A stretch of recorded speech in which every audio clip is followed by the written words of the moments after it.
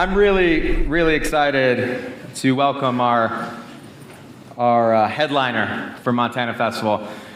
Is an old friend. I'm sure you haven't been able to not see him over the last 3 months. Derek Thompson, who is co-author of Abundance, a staff writer at The Atlantic, author of some of The Atlantic's most important cover stories over the last decade. His first book, Hitmakers, was a bestseller. His podcast, Plain English, is required listening to anyone who cares about the world and our country in the future. And LeMay jokes that it's like Derek Thompson lives in our house because he's always talking in the background. I could not be more proud and honored to have Derek here to speak with us. Abundance is, I think, without question, the book of the year in the country. It is a book that is shaping the dialogue across politics and across kind of the zeitgeist in a bipartisan way. And he's been busy. So we wanted to first show you a quick video of what he's been up to. A new book argues the United States can rectify its major problems by renewing or creating, maybe, something called the politics of abundance. Ezra Klein of the New York Times and Derek Thompson from The Atlantic. And it's called Abundance. Welcome back to The Daily Show. My guests tonight are journalists and co-authors of the new book, Abundance. Please welcome New York Times opinion columnist Ezra Klein and staff writer for The Atlantic, Derek Thompson. We say, quote, to have the future that we want, America needs to build and invent more of what we need. Ladies and gentlemen, please welcome Derek Thompson to the stage. Please welcome to the stage, author, podcast host, journalist, and staff writer at The Atlantic, Derek Thompson.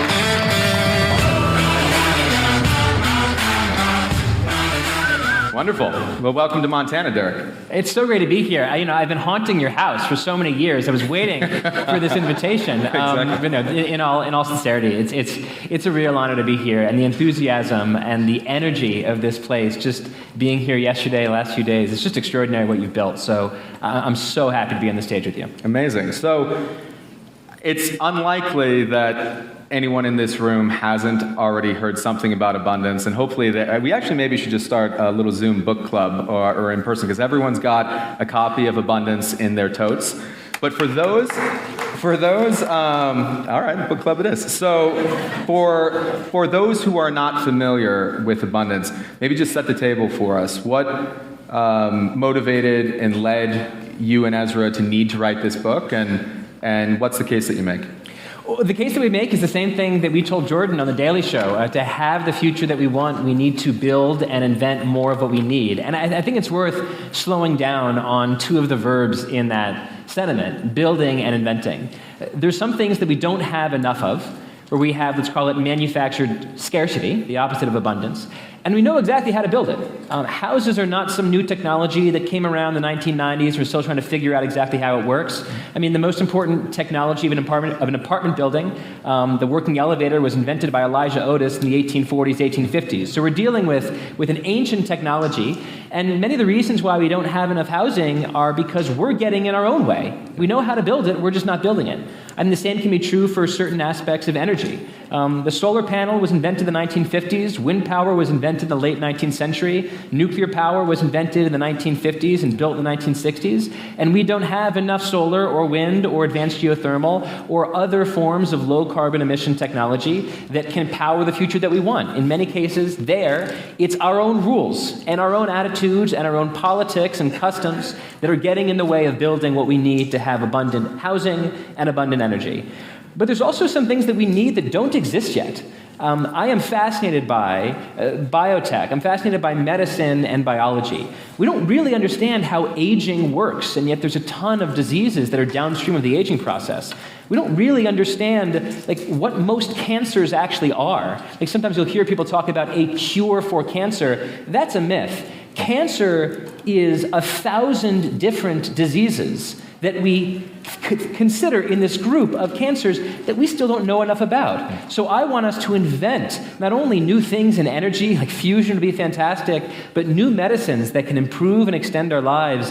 And there what we need is not a policy of us getting out of our way to build, but a policy of sometimes us getting out of our way to invent things that can make our lives better. Amazing. All right. Well, and let me ask you something, because I think, so we're in Montana. Montana has an amazing and long legacy of being Montanans before anything else. Great bipartisanship. We're a purple state. I think something that is interesting about this book is folks are trying to figure out, is this a book for Democrats or is this a book for Republicans? And what I love about it is I think it is a great appeal to America. And you're getting phone calls, and I actually think you're going to have to head back to D.C. to meet with some senators across the aisle. You are meeting with governors and senators across the country. How do you think about this book in the context of that? Is there opportunity for the Democrats fighting for abundance and Republicans fighting over the mantle of abundance? How do you think about it? I think that American politics is often built on these binaries, right? Left versus right, high taxes versus low taxes. Do you want to cut Medicaid? Do you want to extend Medicaid, right? These binaries and these axes. We're trying to reorient politics around a new axis, which is scarcity versus abundance. And I think that there are abundance factions in both the Republican Party and the Democratic Party.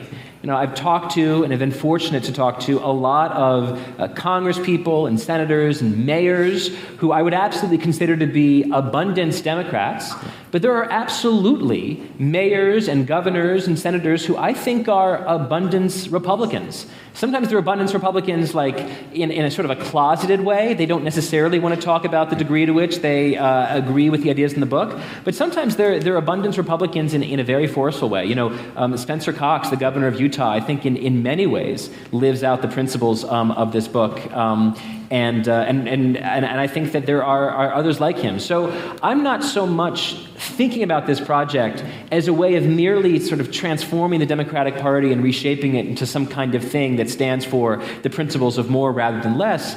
I do think that over time, movements succeed by building a cause that earns larger than 48% support in the country. If you're constantly locked in a situation where it's 48 versus 48, and it's just a war over the next 1.9% in order to get you to an electoral victory, well, that's a very scarcity-minded world. I much prefer to think that we're trying to build something that's a 54% coalition, a 56% coalition. And that's a coalition of people that believes that housing is critical, and an affordable life is mandatory for the American dream. And energy powers everything that we want, and it's a mitzvah to develop drugs that improve and extend our lives.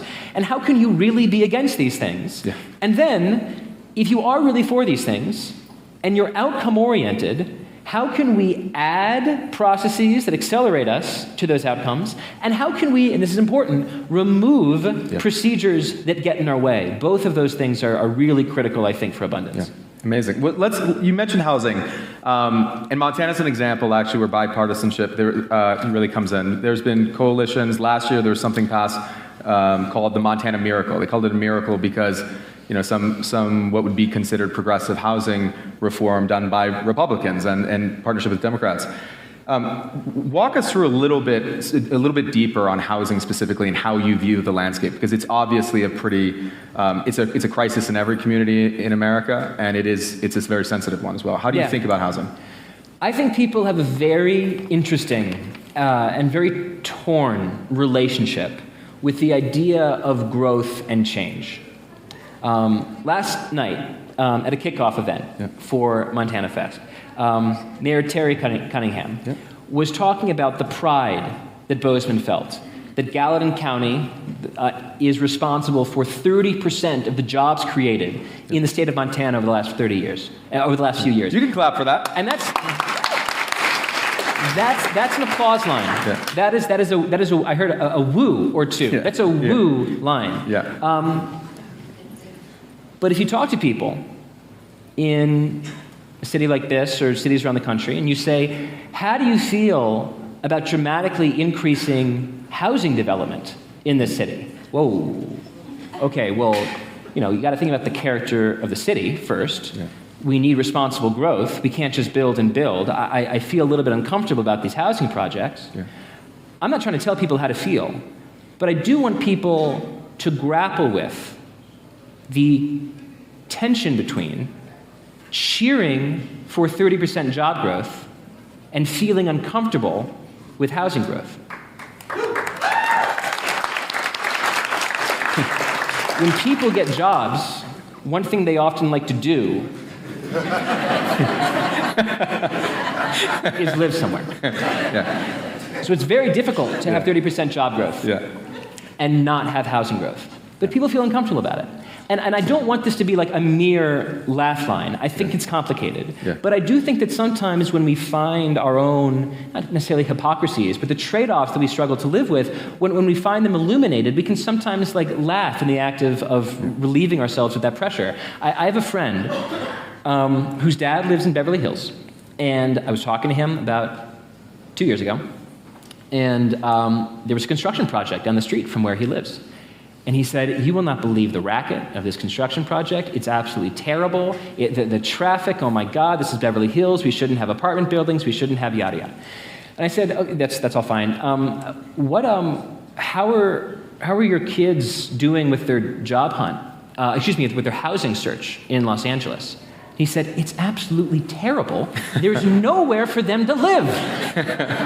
And again, it's a laugh line, but it's also a deeply human thing to have a complex relationship with growth and change. And there's a tension in our own souls, I think, about new housing and about change in our communities. And I simply want to point out that there's ways in which we applaud change, and there's ways in which we clench our fists and curl our toes in the face of it. And I would like people to think about housing policy by thinking about the pride that they feel in having their kids living near them, in having their children's families having their children raise their families in the city where they were raised, in wanting to have a brag line about job growth. This all requires a relationship with housing supply that is different than the relationship that some people feel about clenching their fist. Thank you. We will have to plug the next couple of main stages. Our economy's main stage, of course, dives into some of this, but our community's main stage tomorrow will get deeply into that tension, I think, and it will be one not to miss. Let's talk for a second about. I'll just maybe give it in a broad way. There's maybe two questions in one, but both invention and then technology. So I'd love if you could share with us, you do this beautifully in the book, I learned a lot, about just the story of how America became this powerhouse of invention and how that is under threat both from atrophy of our processes and I think you guys refer to it as like process fetish, and that underscores a lot of stuff, but also just the lack of faith in the ability of government to be in the invention game. And then the second piece on technology, not to frame it vis-a-vis someone else, but I studied Chinese and U.S. Chinese technology policy in undergrad and grad school because I didn't want us to lose. I was hoping we would not lose the clean technology fight that I saw happening. And in your most recent piece in The Atlantic, you say, China now makes 20 times more cement and 13 times more steel than the US. It makes more than 2/3 of the world's electric vehicles and more than 3/4 of electric batteries, 80% of the consumer drones, and 90% of its solar panels. China's shipbuilding capacity is several orders of magnitude larger than America's, and its Navy will be 50% larger than the US Navy by 2030. We had Aaron Slodov yesterday speaking at the American Reindustrialization event. There is this moment about America and invention and technology that is often viewed in the lens of China, but not just China. It's also just ourselves. But you had recently an episode of Plain English. You asked the question, is this the Chinese century? How do you give us a little bit of a whirlwind on invention and where we stand in this next wave of technology? Well, the American century is downstream of the fact that we have the best science and technology in the world, and that we invent more than any country in the world. But today, I don't think it's accurate to say that America has an invention agenda. I don't know that we have a really clear sense of how to maintain that lead at a moment when China is growing so quickly, and in particular, growing its industrial base that you just described so quickly. But we, in the book, trace the history of the National Institutes of Health, which is just such an important institution. Something like 99% of all of the drugs approved by the FDA in the last 80 years, so most of which are now generics that cost like, $10 when you go to the pharmacy, were touched by NIH funding. And the NIH did not exist in this fashion forever. It was basically created after World War II. I tell the story, I was so interested to learn this. In the early 1940s, Vannevar Bush, who was like this eminent statesman of American science, trotted down to the White House and told FDR, look, World War I was a technological war. World War II will be a technological war. The country that has the most advanced science and technology will be the country that wins this war. And right now, to be frank, the Germans are in front of us. So they created what's called the Office of Scientific Research and Development, which was this kind of hub for organizing all these science and tech projects during World War II. The Manhattan Project spun out of OSRD. They invented radar. They invented penicillin. I mean, just about everything that we have so much pride about in World War II and the inventions that came out of World War II were spun out of OSRD. And then after the war wound down, there were all of these grants for university researchers that had nowhere to go, and we essentially funneled them to the National Institutes of Health, and the NIH became the most important biomedical research funding mechanism in the world. Right now, it's very clear the NIH is under threat. I don't want to make any kind of political statement except to say that I think two objective things are true. Number one, that the NIH is absolutely critical, and number two, that the current budget proposes cutting them by 40%. And I think that what we need, not only to take on China in some geopolitical sense, but also to improve our lives in a material sense, is to have a clearer idea of how to make science investments more effective, more efficient, and more likely to result in the kind of breakthroughs that extend our lives. Because if you go back just 60 to 70 years, right, it kind of feels like the 1950s are, modern. You didn't have almost any of the cardiovascular medicine that we have today, like statins and PCSK9s. You don't have IV liquid plastic bags. You don't have MRI machines in hospitals or CT CAT scans. So much of what we consider normal in the modern healthcare system is an invention of the last 70 years. And we have to keep pedal to metal and say, just as today, we look back at the world of the 1950s and we think, oh my God, that is a healthcare landscape we couldn't possibly imagine. Our goal should be to make the folks 70 years from now look back at the 2020s and say, God, that sucked. How did people live in the 20s? Now we can take these liquid biopsies that tell us exactly why we're sick if we have like a little sniffle. Can you imagine that people just walked around in the 2020s for weeks and weeks not knowing why they were sick? What was that even about? They didn't have the master test where you could like spit in a tube and then immediately say like, you have this virus, you have this bacteria. Just alone in the fields of diagnostics, I think the potential for progress is so immense. So that's sort of that's one way to sort of cheekily frame the goal. We should want our ancestors 50 years from now to think the 2020s suck as much as we think the world 50 years ago sucked. So I love that. So a quick question on this. One of the things in the book, and this is a long question, but so we'll have to do a short version. But in the book, you use a lot of examples, Shapiro building the bridge, Trump, Project Warp Speed, these moments of crisis where we are able to get exceptional things done quickly. And this is, maybe being unfair to them, but let's say that the Obama presidency was reform and incrementalism, and while that happened, we got a little bit better healthcare and China got way ahead. Biden was pretty classic industrial policy, dumped a lot of money, but didn't fix the inefficiencies and the process problems, and so we didn't get a lot of the outcomes. Trump is more of the just kind of shock the system, punch it in the face a bit, and it doesn't seem like the market's responding well to that. You ultimately are arguing for reform, you and Ezra. But how do you think about that when all the examples are ones of crisis? How do we actually get those outcomes in our current system? How do you actually strip out the bad processes while keeping the things that keep us safe? Let me try to get at this question. It's a complex question, and let me try to get at it by talking about the example that Josh Shapiro set. Yep. Josh Shapiro is the governor of Pennsylvania. A couple years ago, a very critical bridge in I-95, which is the major highway on the East Coast, collapsed. It carries about 600,000 cars a day.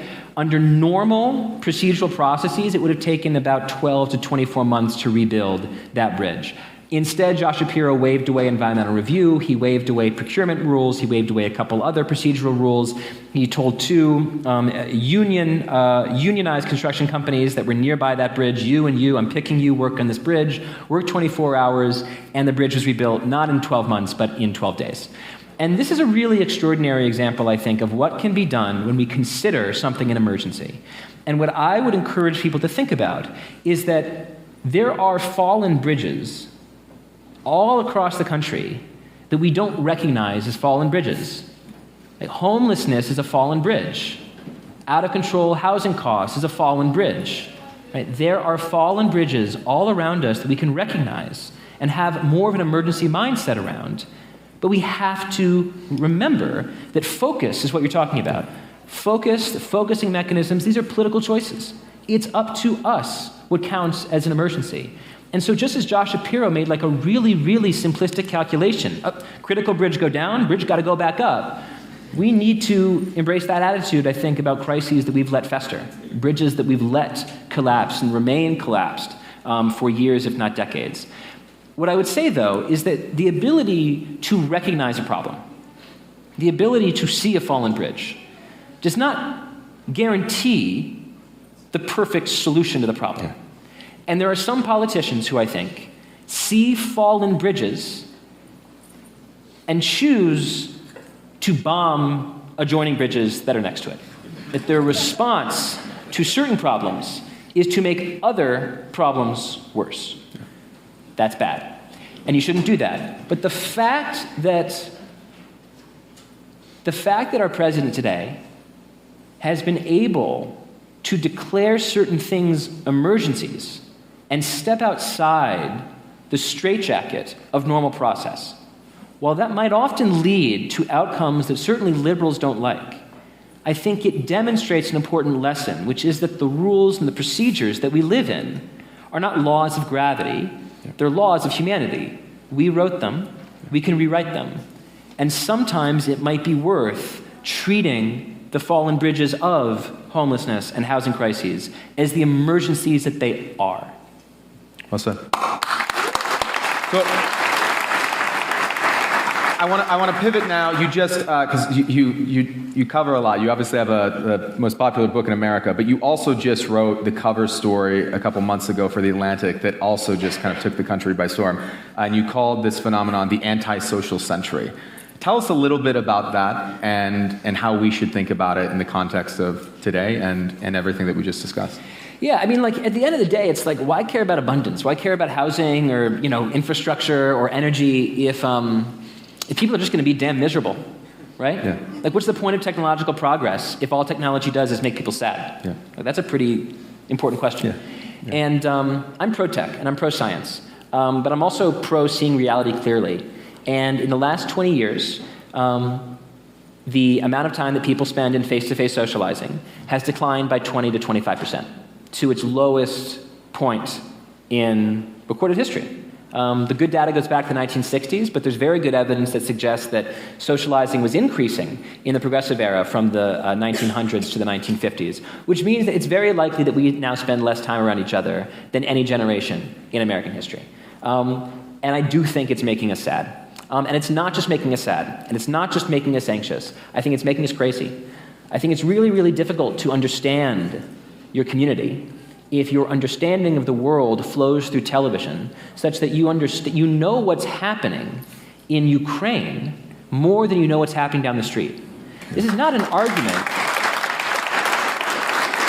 This is not an argument about not caring about Ukraine. It's an argument about the fact that you live on your street and not in Kyiv. And you should probably know something about it. But there's a lot of really interesting second-order effects, I think, of pulling ourselves out of the physical world of faces and pulling ourselves into the virtual world of screens that makes us different people, that makes us care about different things, that makes us pay attention to different things. And the antisocial century was about seeing that reality clearly and beginning to think through what I think is a very, very messy problem of how do we get over the fact that our houses are so damn convenient. It's just so easy to not leave your house, especially if you're a white-collar worker. I mean, you've got infinite entertainment, you've got internet, you got comfortable couches, you've got air conditioning, hopefully. Why leave? You can order food to your house, you can order all of your groceries to your house, why leave? But in fact, we now see, according to data, that people leave their house less than ever, and the amount of time that people spend in their homes increased by 99 minutes in just the last decade alone. I think there's a lot of downsides of that, and I would like the next generation to be the social generation rather than the antisocial generation. You're here. And final question. So it's been great getting to spend time with you in person because we've done a lot of different Zoom things together to that point. But it's been 5 years since we sat in physical presence together. I think we were having a whiskey in New York City before COVID. Since then, there was a pandemic, a couple elections, but also we both became fathers, which is probably the most important thing in our lives. Let's leave. I love every year you do an end of year kind of predictions. Leave us with, what are the 3 things that give you the most optimism and hope for the future that we are building for our kids? Yeah. What makes me optimistic is number one, I mentioned diagnostic technology. If you have a sick relative, if you have a sick child, God forbid, you know that health is just such an important thing in your life. And we're getting so much better at understanding the science of proteins and the science of liquid biopsies and diagnostics. I'm very, very optimistic that we get to a world where we get so much better at catching diseases before they become untreatable. I'm very optimistic about that. Artificial intelligence is a real complexifier. There's ways in which it makes me incredibly nervous for my children, but there's also ways in which I think AI is kind of like steroids for curiosity. I mean, the fact that you have this tool on your phone or on your computer that can answer any question exactly how you want it answered about any subject in the world, right? Explain to me the science of exoplanet atmospheric spectroscopy as if I'm 17 years old and do it through a metaphor that involves, plants. You'll get it in 30 seconds. And I'm excited for a world in which young people have this ability to scratch that curious itch if they choose to use these tools to amplify their intelligence rather than to substitute for it. And the final thing that I would say is, speaking of exoplanet atmospheric spectroscopy, which I know you were like, God, I hope Derek talks about exoplanet spectroscopy. Science is so damn cool. And my favorite conversation I've had on the podcast in the last few weeks was a conversation with an astrophysicist about the fact that we now have tools that allow us to look at a planet moving in front of a star 120 light years away. And from the aura of light that is transmitted to Earth-bound telescopes, we can study that light to make out certain chemicals that are blocking that starlight, and then infer what chemicals exist in that planet's atmosphere, like, say, methane, and therefore infer what's underneath that atmosphere, like, say, life. And this idea that we can, take these little faint blurs of light that are reflected on human telescopes from worlds 120 light years away and think, that could be a sign of life.